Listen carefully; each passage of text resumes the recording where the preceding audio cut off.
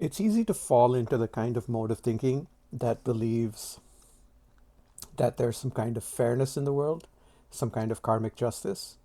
But the reality is, nature is harsh, and despite how much we've molded the world to ourselves, it is still a natural world, and we're still beings of nature.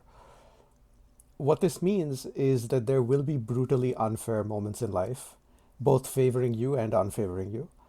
And realizing that helps you let go of this feeling that you either get more than you deserve, which leads to imposter syndrome, or get less than you deserve, which leads to victimhood, both of which are dangerous modes of thinking and feeling. Basically, there's a lot of randomness in the world, so stuff will happen. And there really is no such thing as luck. Randomness is randomness, right?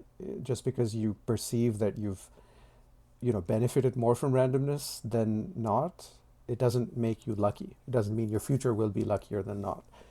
The odds are still the same as they always were. But the other reason this is relevant is it helps you get away from thinking of who deserves what, and more in terms of, well, what do I have the agency to accomplish and create, and how can I make that happen? And this is really good because it gets you thinking in terms of what you can do rather than in terms of what is being done to you or what can be done to you, which then brings your locus of control to an internal stage instead of external. So you begin to think and view the world in terms of what you are capable of affecting. This is really powerful because once you think and perceive things this way, you begin to see solutions instead of problems. Because there are some people who have a solution to every problem, and there are other people who have a problem to every solution. And if you're the kind of person who has a problem to every solution, you're always going to be miserable.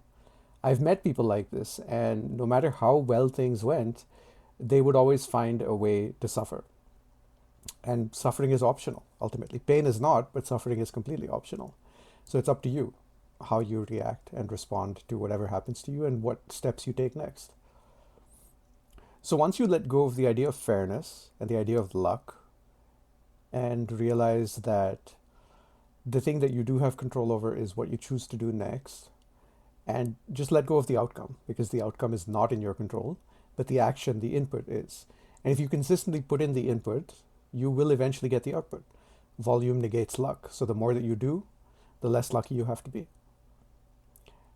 This is particularly important, I think, in stages where you're under a lot of stress and pressure and you feel like giving up.